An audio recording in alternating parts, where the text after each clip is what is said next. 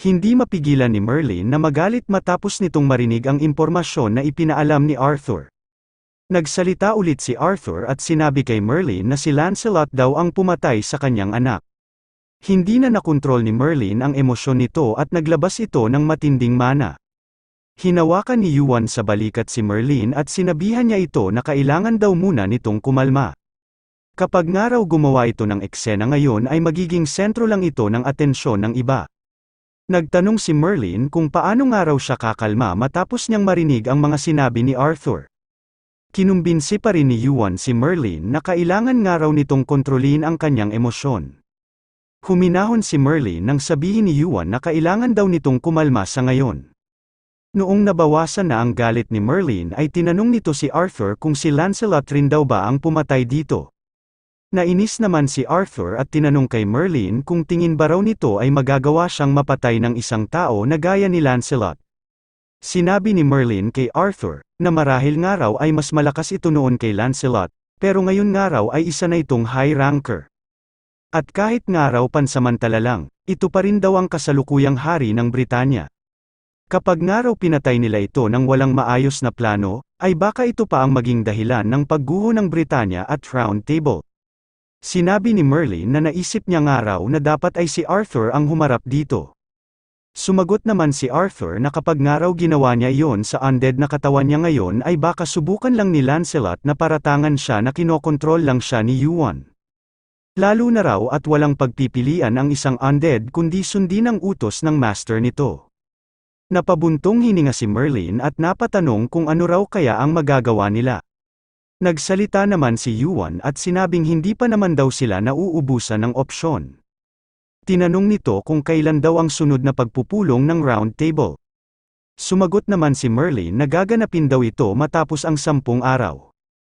Nagtanong si Yuan kung maaari ba raw ang mga itong magsali ng isang tagalabas. Sumagot naman si Merlin na kung sa kadalasan nga raw ay hindi pwede, pero hindi naman daw ito imposible sa tulong niya. Napalagay naman si Yuan nang malaman niya na posible ito. Sinabi niya kina Merlin na sa araw nga raw ng pagpupulong ay doon na nila pababaliktarin ang Round Table.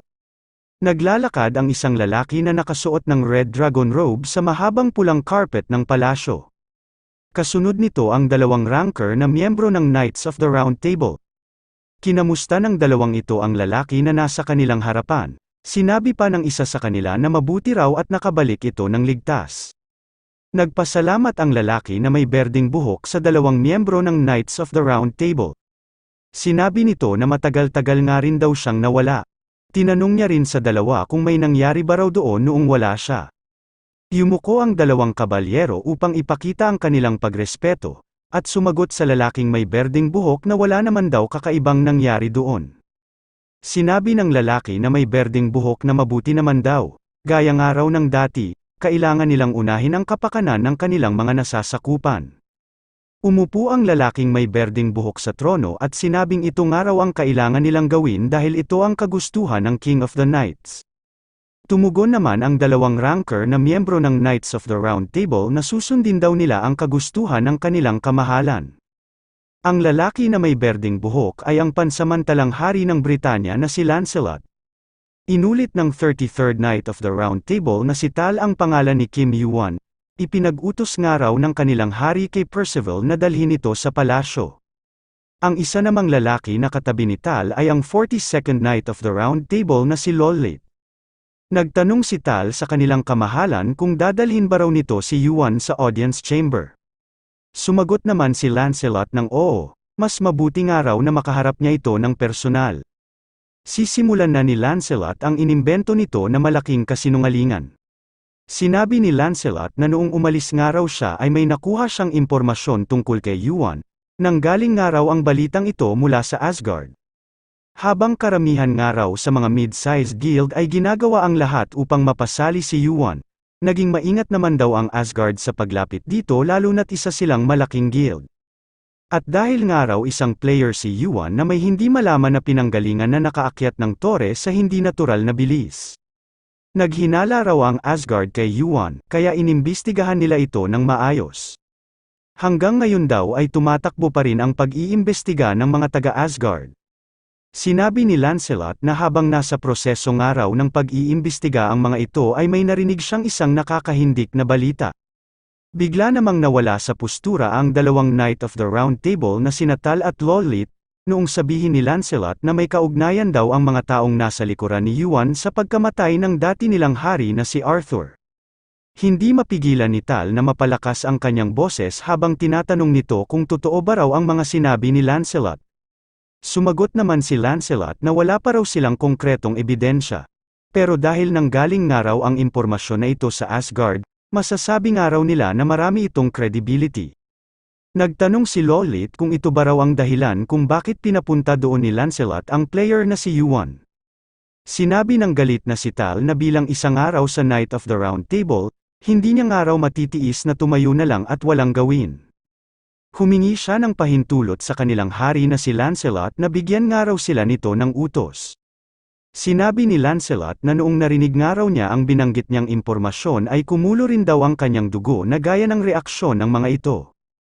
Pero bilang isang hari nga raw ng isang nasyon, tingin niya raw ay malalagay sa gulo ang Britanya kapag nalaman nila ang katotohanan. Maaari rin daw na mawala ang pabor nila sa administrator kapag pinakialaman ng mga gaya nilang ranker ang isang player. At baka maapektuhan rin daw ang relasyon nila sa Asgard kapag kumalat ang lihim na pag-iimbestiga ng mga ito kay Yuan. Nung tila pakiramdam ng dalawang Knight of the Round Table na hindi kikibo ang kanilang hari, ay sinabi ni Lancelot na hindi nga raw maaaring wala silang gawing aksyon at pabayaan na lang si Yuan. Pinahiwatig ni Lancelot kina Tal at Lollit ang kanyang binabalak, sana nga raw ay maintindihan ng dalawang ito ang ibig niyang sabihin. Nangako ang dalawa sa katayuan nila bilang miyembro ng Knights of the Round Table na sila na nga raw ang bahala, hindi nga raw nila hahayaan na kumalat ito sa labas. At kung may hindi naman daw inaasahan na pangyayari ay nakahanda raw silang dalawa na akuin ang lahat ng responsibilidad. Sinabi ni Lancelot na mabuti naman daw, ang accomplishments nga raw na nagawa ng dalawang ito ay aalalahanin niya habang buhay. Gagawin niya nga raw ito bilang tumatayong nakaupo sa trono. At alam niya nga raw na ganun din ang gagawin ng kanilang dating hari na nanonood ngayon mula sa kalangitan. At dahil alam ni Lancelot na lubos ang katapatan ni Tal at Lollit kay Arthur, sinabi rin ito sa dalawa na wag nga raw ng mga itong patatawarin ang sinuman na gumawa ng kapinsalaan sa kanilang hari na si Arthur at sa kanilang syudad na Britanya. Matapos mapakinggan ang mga sinabi ng pansamantala nilang hari ay umalis na ang dalawang Knight of the Round Table na sina Tal at Lollit. Noong masigurado ni Lancelot na wala na ang dalawa ay doon na nito inilabas ang kanina pa niyang nararamdaman na tuwa. Tumatawa ito ng tumatawa habang nakaupo sa trono, natatawa ito dahil sa nabubulagan pa nga rin daw sina Tal at Lollit ng paghihiganti sa isang bagay na napakatagal nang nangyari 1,000 taon na ang lumilipas. Nagiging tanga na nga raw ang mga ito dahil sa sobra nilang katapatan. Hindi man lang daw inalam ng dalawa kung talagang kalaban o kakampi ba raw ng mga ito si Yuan. Naisip ng mapanlinlang na si Lancelot na napakasarap nga raw sa pakiramdam na nasa kamay niya ang kontrol ng kapalaran ng isang napakalaking syudad at mapasunod ang mga malalakas na ranker. Naisip rin ni Lancelot ang dating hari na si Arthur, matagal nga rin daw nitong tinamasa ang ganitong katamis na pakiramdam. Pero ngayon nga raw ay pag-aari na niya ito. May tinawagan si Lancelot gamit ang player kit nito. Matapos ipaalam ang kanyang ulat ay sinabi ni Lancelot ang mga salita na lagi nitong binabanggit, na ang lahat nga raw ng kanilang ginagawa ay para sa karagatan ng Olympus. Sa likod ng isang pinto ay may mga lalaki na kumakatok ng ilang beses. Bumangon sa pagkakahiga ang bida natin na si Kim Yuan at tiningnan ang pintuan ng kwarto na kanyang tinutuluyan. Naisip niya na hindi pa nga raw natatapos ang buong araw simula nang pumunta siya sa palasyo, pero nag-uumpisa na nga raw agad ang mga itong gumalaw. Habang nakatingin si Yuan sa pinto ay ginagamit nito ang Cinder Eyes upang makita niya ang mga bagay na hindi nakikita ng kanyang normal na mga mata. Sa tulong ng kanyang Cinder Eyes ay nalaman ni Yuan na may suot na armor ang buong katawan ng dalawang ranker na nag-aabang sa kanyang pinto. Seryoso nga rin daw ang dalawang ito at anumang oras ay parang sasabog na ang kanilang mana. Nagagawa pa nga rin daw ng mga itong mapigilan ang kanilang mana kahit na nakakaramdam ang mga ito ng matinding galit. Malamang nga raw ay nasabihan na ang mga ito ni Lancelot. Noong walang nagbukas ng pinto ay doon na rin nagsalita ang dalawang lalaki kung naroon ba raw si Yuan at kung maaari ba raw nila itong makausap. Pumayag naman si Yuan sa paanyaya ng dalawang lalaki, nagtungo sila sa isang napakalaking training ground na malayo sa palasyo. Kalimitan na ginagamit ang lugar na ito sa pagsasanay ng mga kawal at kabalyero. Nagpasalamat si Tal kay Yuan dahil sumunod daw ito sa kanila ng matiwasay. Sumagot naman si Yuan na hindi raw nila kailangang magpasalamat sa kanya, tingin niya nga rin daw ay maganda ang lugar na ito para magamit niya ang kanyang espada. Hinugot ng nagagalit na si Tal ang espada nito at sinabi kay Yuan na mukhang nabibigatan nga raw ito sa dinadala nitong konsensya. Itinutok ni Tal ang espada nito kay Yuan, sinabi nito na may itatanong nga raw sila sa ating bida. Kapag daw hindi ito sumagot o kaya naman ay nagsabi ito ng kasinungalingan ay puputulin niya raw ang kamay at paa nito ng paisa-isa.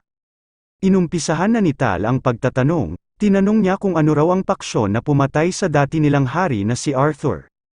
Nabigla naman si Yuan sa tanong ni Tal, sinabi niya na bakit nga raw siya nito tinatanong ng mga ganoong bagay. Nagulat si Yuan nang bigla na lang gumawa ng paggalaw ang isa sa mga Knight of the Round Table na si Tal. Walang ano-ano ay agad siya nitong inatake, mabilis namang nakakibo si Yuan at naiwasan ang ginamit ni Tal na espada. Sinabihan ni Yuan si Tal na ganito ba raw talaga ang paraan ng pagbati ng isang ranker sa mga kagaya niyang player.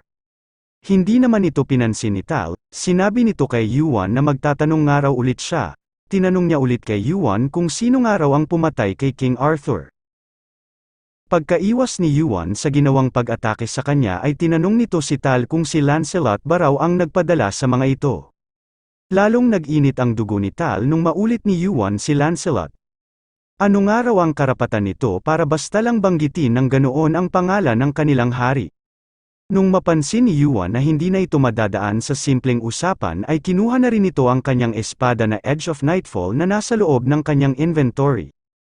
Pagkalabas ni Yuan sa kanyang espada ay agad niyang sinangga ang pangalawang pag-atake na ginawa ng 33rd Knight of the Round Table na si Tal. Sa matinding puot na nararamdaman ni Tal kay Yuan ay hindi na ito nagpigil ng kanyang lakas. Naging dahilan nito upang makatanggap siya ng penalty mula sa system at tower. Naisip ni Yuan na sa penalty nga raw na nararanasan ngayon ni Tal ay hindi na lang ito simpleng pagbabanta. Mukhang malaking kasinungalingan nga raw ang itinanim ni Lancelot sa dalawa para makaramdam sila ng ganoon katinding paghihiganti. Talagang napakatuso nga raw ni Lancelot, ibinibigay nga raw nito sa iba ang trabaho na dapat ay siya ang gumagawa at tumatapos. Naisip ni Yuan na hindi niya nga raw mapapahupa agad ang galit ng mga ito, wala na nga raw siyang pagpipilian kundi higitan na lang ang mga ito ng kanyang lakas. Nung naghahanda pa lang ulit na umatake si Tal ay biglang sumulpot si Yuan sa kanyang harapan. Iniaro ni Yuan ang kamay nito sa ulo ni Tal, naisip niya na uunahin niya nga raw ito. Mabilis na nakalapit ang kamay ni Yuan sa mukha ni Tal at doon ay nagdilim ang paningin nito. Sa kaba ni Tal sa gagawin sa kanya ni Yuan ay mabilis itong umatras papalayo, hindi lang ito umurong ng kaunti dahil umatras ito ng makailang ulit. Nung medyo malayo na si Tal ay napaisip ito kung ano nga raw ang pinaplanong gawin sa kanya ni Yuan. Sa mabilis na sandali nga raw na natakluban ni Yuan ang kanyang paningin ay nakaramdam siya ng takot at panlalamig. Lingid sa kaalaman ni Tal, habang nakikipaglaban si Yuan ay mayroon itong kinakausap. Sinasabi ni Arthur na nasa loob ng kanyang kaini na wag daw nitong papatayin ang dalawang miyembro ng Knight of the Round Table. Hindi pa nga raw nila alam ang katotohanan. Sumagot naman si Yuan na alam niya nga raw na ginagawa lang ito ni Tal dahil sa lubos nilang katapatan. Ano nga raw kaya ang maaari niyang gawin ngayon? Napapaisip si Yuan kung kailangan niya na ba raw ipakita si Arthur. Kaso nga lang daw ay iba ang sitwasyon nila ngayon. Noong kay Merlin nga raw ay mabilis itong naniwala dahil may mga bagay sila ni Arthur na sila lang dalawa ang nakakaalam. Pero ang dalawang araw na nasa harapan niya ngayon ay iniisip na may kaugnayan siya sa pagkamatay ni Arthur. At ang pinakaimportante pang araw sa lahat, kailangan niya munang itago sa iba ang existence ni Arthur hanggat hindi pa nagsisimula ang pagpupulong ng Round Table. Napansin ni Yuan na nakahanda na rin makipaglaban ang 42nd Knight of the Round Table na si Lollit. Hindi tulad ni Tal na basta na lang sumusugod, nagagawa ni Lollit na makapag-isip ng maayos at makontrol ang kanyang emosyon. Nagpasya na si Lollit na gumalaw at naglakad papalapit kay Yuan. Noong makalapit na si Lollit ay ipinadyak nito ng malakas ang kanan niyang paa na siyang naging dahilan ng pagkawasak ng kinatatayuan nitong lupa. Doon ay ginamit na niya ang skill na ginagamit ng mga kabalyero sa kanilang pakikipagduelo. Nakatanggap si Yuan ng notification na sinisindak daw siya ng 42nd Knight of the Round Table. Hinahamon daw siya ni Lollit sa isahan na labanan. Kasunod noon ay may mga naglabasan na pader sa palibot ng training ground na kanilang kinatatayuan. Ang labanan nga raw na magaganap ay kailangang one-on-one lang. Sa sandaling may iba raw na makialam sa nagaganap na labanan ay mapapawalang bisa ang epekto ng skill na ginamit ni Lollit.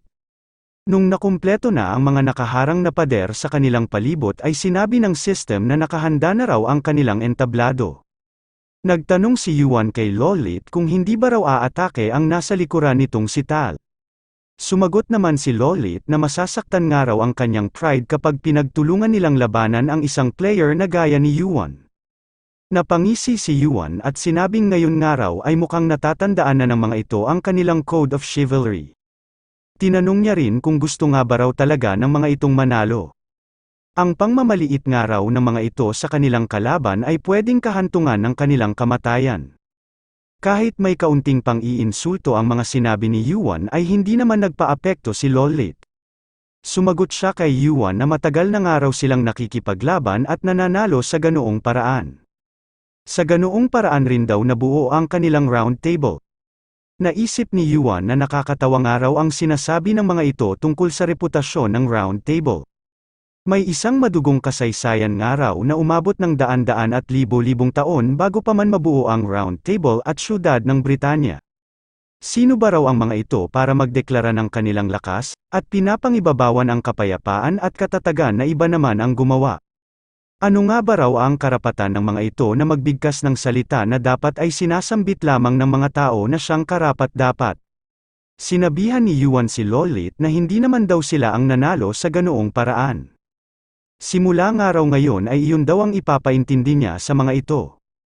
Sa pag-a-activate ni Yuan ng gigantification ay nawasak ang nakasuot nitong damit sa kanyang kanang braso nung mabalot ito ng lakas ng isang higante. Pansamantala ring nabago ang kanyang constitution at napalitan ito ng strength. Nung alam na ni Arthur na seseryosohin na ni Yuan ang laban, ay sinabihan niya ulit ito na wag nga raw nitong papatayin ang dalawa. Mabilis na sumugod si Yuan papunta sa direksyon ni Lollit, habang ginagawa niya ito ay sinabi niya kay Arthur na wala nga raw siyang papatayin, pero kailangan nga raw ng dalawang ito na makatikim ng pagkabugbog. Sa lakas ng pagkakasugod ni Yuan ay nagdulot ito ng malaking impact sa kanilang paligid. Nagkaroon din ng malakulay berdeng liwanag sa gitna ng kanilang pinaglalabanan. Nagmula pala ang liwanag na ito sa pagsasalpukan ng Edge of Nightfall ni Yuan at ng Shield of the Round Table na gamit na pansalag ni Lollit.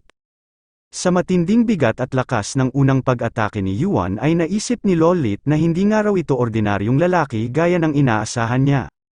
Inatake ni Yuan ng makailang ulit si Lollit pero lahat ng kanyang mga atake ay nagawa nitong masangga. Nung maramdaman ni Lollit na palakas na ng palakas ang bawat paghambalos ni Yuan sa ginagamit niyang shield, ay naisip niya na hindi niya nga raw maaaring maliitin si Yuan dahil lamang sa isa itong player.